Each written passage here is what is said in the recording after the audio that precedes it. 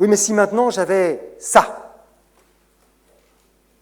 eh bien ça, figurez-vous, que c'est peut-être une des situations les plus faciles. Parce que c'est de la chimie orga. Et il se trouve que la chimie organique, la chimie du carbone, c'est celle qui fonctionne le mieux avec les modèles de Lewis. Le carbone a servi de modèle pour la théorie de liaison de Lewis. Donc le carbone fonctionne magnifiquement bien. Vous, quand vous dessinez une molécule carbonée, d'accord, une molécule de la chimie orga, posez même pas de question comment il faut faire les liaisons. On vous a appris, vous le savez, il faut faire 4 liaisons pour le carbone, parce que c'est comme ça que ça fonctionne, d'accord? Donc 4 liaisons directes, ou des doubles liaisons, ou des triples liaisons, mais ça en fait 4 au total, ça marche toujours bien comme ça. L'oxygène, il en fait 2, etc. Donc c'est facile de dessiner le modèle de Lewis d'une molécule de la chimie organique. D'accord? Ça a été conçu pour, quelque part, le modèle de Lewis. Donc avoir le modèle de Lewis, c'est simple. Et là maintenant c'est du dessin au lasso. On fait la même chose que je viens de faire précédemment. Vous cherchez les plus électronégatifs, les moins électronégatifs, et vous collez les électrons des liaisons aux plus électronégatifs. Par exemple, ces hydrogènes sont moins électronégatifs que le carbone. Ah, j'ai perdu. Voilà. L'oxygène est plus électronégatif que le carbone. Je fais ma bulle, d'accord? L'oxygène chope les 2 doublets de la liaison carbone-oxygène. Il y en a 2, hein? Donc là, il récupère 2 électrons d'un coup. Ce n'est pas comme tout à l'heure, où il n'en récupérait qu'un. Là, il en a récupéré 2 d'un coup, puisque c'était une double liaison. Ce carbone-là est dans une situation la plus compliquée, mais il a perdu ses 2 électrons vis-à-vis de l'oxygène. Par contre, comme il est plus électronégatif que l'hydrogène, il en gagne 1. Et puis, vis-à-vis du deuxième carbone, c'est une liaison homo-atomique, donc match nul, il en avait donné 1, il en récupère 1. Ce carbone-là, match nul avec l'autre carbone, hein, c'est la même chose, évidemment, et il gagne les 3 électrons de chacune des liaisons avec l'hydrogène. Je fais juste du dessin, d'accord ? En respectant cette différence d'électronégativité. Et maintenant, comment je fais? J'ai déjà fait, en fait. Hein. Celui-là, il a gagné 2 électrons. Je l'ai dessiné qu'il avait gagné 2 électrons. Ah, si vous voulez faire vraiment le calcul, faire que c'est 6 moins 8, vous pouvez faire le calcul. Mais de toute façon, on voit bien qu'on lui a attribué 2 électrons de plus. D'accord? Il n'y a même pas besoin de faire le calcul. Ça se voit sur le dessin qu'il en a chopé 2 de plus. Celui-là, regardez bien, il en a perdu 2, match nul, donc qui ne compte pas, avec 1, et gagné 1. S'il en a perdu 2, gagné 1, c'est qu'en fait, il en a perdu qu'un au total. Il est à plus 1. Mais si vous voulez faire le calcul, d'accord, vous pouvez. Normalement, il en a 4, et si vous regardez bien, il en a plus que 3 maintenant. D'accord? Notre autre carbone, le deuxième carbone qui est ici, match nul avec l'autre carbone, et il a gagné 3 électrons. S'il a gagné 3 électrons, les 3 qu'il a pris à l'hydrogène, c'est qu'il est à moins 3. D'accord? Et puis tous les hydrogènes, là ça se voit bien, on peut guère faire mieux, ils ont tous perdu 1 électron, donc tous les hydrogènes sont à plus 1. Vous avez la formule de Lewis complète, totalement éclatée. Vous faites vos petits rassemblements, et ça y est, vous avez le nombre d'oxydation de chaque élément dans la molécule. Et ce qui est important à voir, peut-être plus encore que... J'espère que vous ayez compris que finalement c'est relativement simple, c'est pratiquement que du dessin, d'accord? C'est que dans cette molécule-là, l'atome de carbone, plutôt l'élément carbone, se trouve à 2 niveaux d'oxydation différents dans la même molécule. Un atome de carbone est à plus 1. À plus 1, ça veut donc dire qu'il est sous une forme oxydée. D'accord ? Et le deuxième est à moins 3. Il est sous une forme réduite, dans la même molécule. On a donc, dans cette molécule-là, on ne peut pas dire que cette molécule-là est oxydée ou réduite, d'accord? Globalement. On peut dire qu'un des deux carbones est oxydé, le second est réduit. C'est bon? Et ce sera extrêmement fréquent dans les molécules de la chimie organique où on n'aura pas le même nombre d'oxydations, élément par élément. Et c'est la seule manière de faire en chimie orga. Si on le fait globalement, on trouve des résultats qui sont juste des moyennes sur l'ensemble de la molécule. Et ce n'est pas satisfaisant d'avoir des moyennes sur l'ensemble de la molécule. Oui? Alors, on va voir si vous avez compris. C'est la même molécule, hein, les deux fois. Ça s'appelle de l'acide formique. On pourrait dire aussi de l'acide éthanoïque, d'accord, puisque ça dérive de l'éthane. Un atome de carbone. Donc vous avez un atome de carbone qui est lié simultanément via une double liaison à un premier oxygène et via une simple liaison à un deuxième atome d'oxygène. Cet atome d'oxygène est lui-même lié à un atome d'hydrogène et la dernière des liaisons du carbone, puisqu'il en faut 4, c'est un atome d'hydrogène.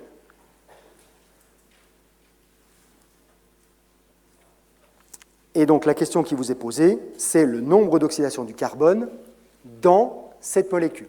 Oui, c'est brutal, hein, parce que ça arrive tout de suite derrière ce que je viens de dire, mais vous dessinez la molécule sur votre papier, vous la dessinez et vous faites vos partages en suivant les mêmes différences d'électronégativités que celles que j'avais fait précédemment, parce que c'est du carbone, de l'hydrogène, de l'oxygène, comme tout à l'heure, hein, pareil, d'accord, les mêmes.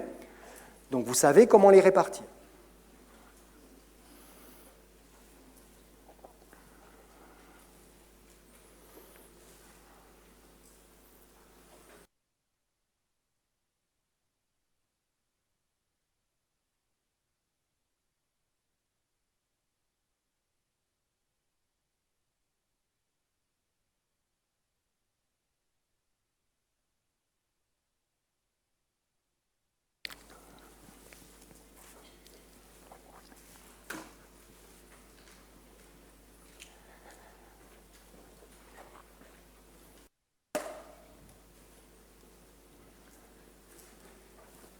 Et puis vous aurez remarqué, hein, on en est presque à 1h30 de cours sur l'oxydoréduction, il n'y a pas eu une seule formule mathématique compliquée. Hein. Pas une. Hein.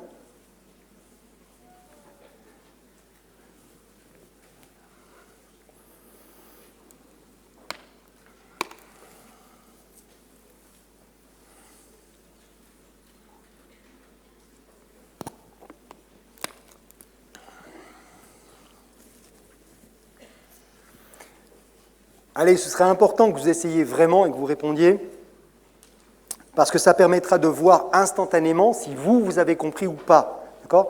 Si vous êtes capable de le faire.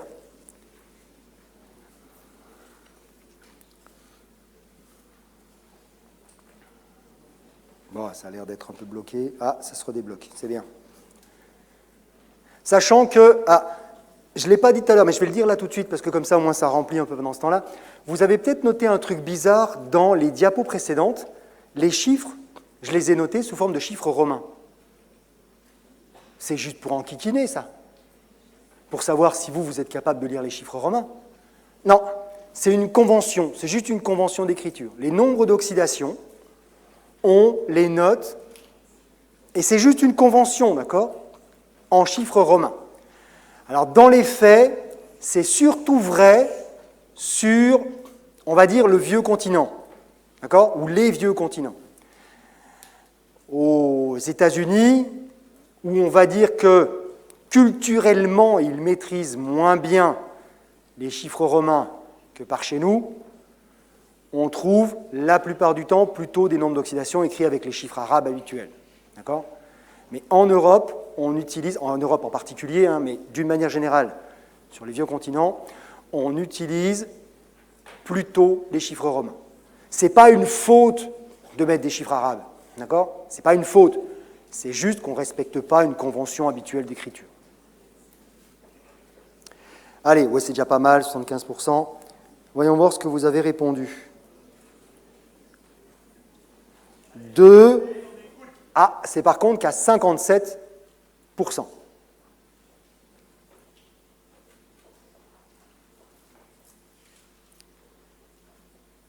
Je ne l'ai pas dessiné ici, mais je vais la dessiner là. Mon carbone, la double liaison, la simple liaison et la liaison hydrogène.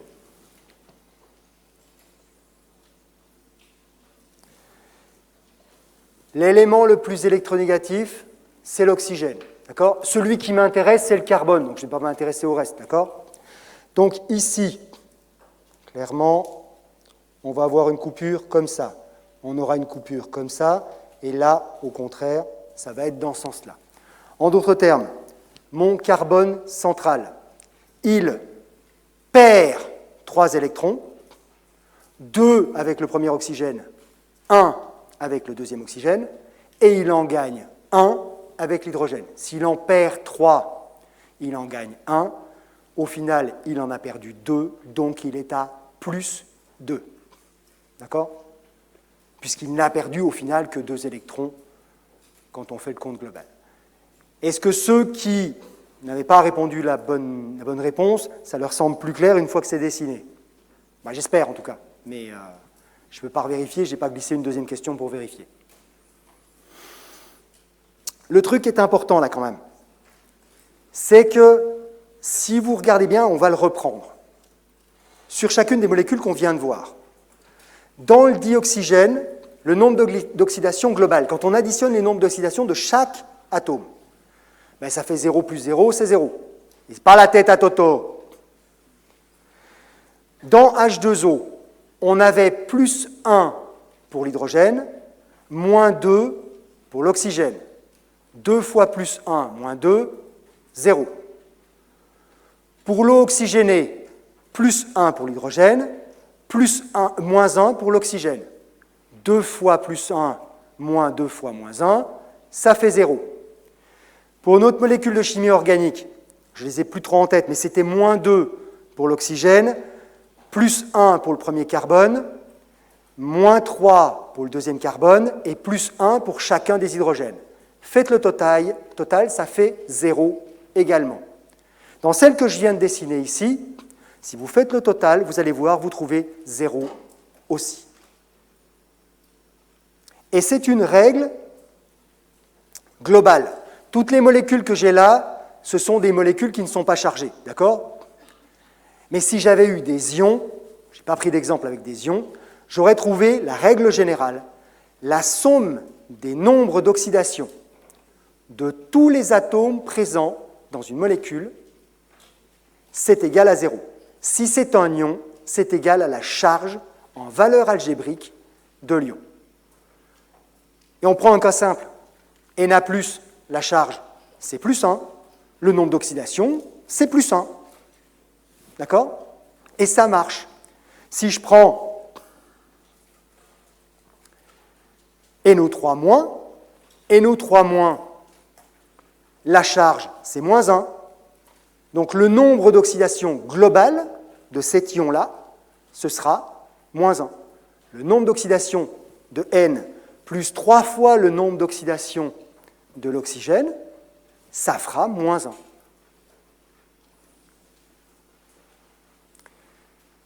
Celui-là, celle-là, normalement, de formule de Lewis, vous n'avez pas les moyens de l'établir par vous-même. D'accord ? Autant Lewis, ça marche du feu de Dieu avec la chimie organique, autant sur la chimie inorganique, ou disons, on va dire la chimie minérale, parce que c'est le terme qu'on utilise en français, mais il est un peu ambigu. Et inorganique est plutôt plus correct pour le coup, mais c'est le terme anglo-saxon. D'accord ?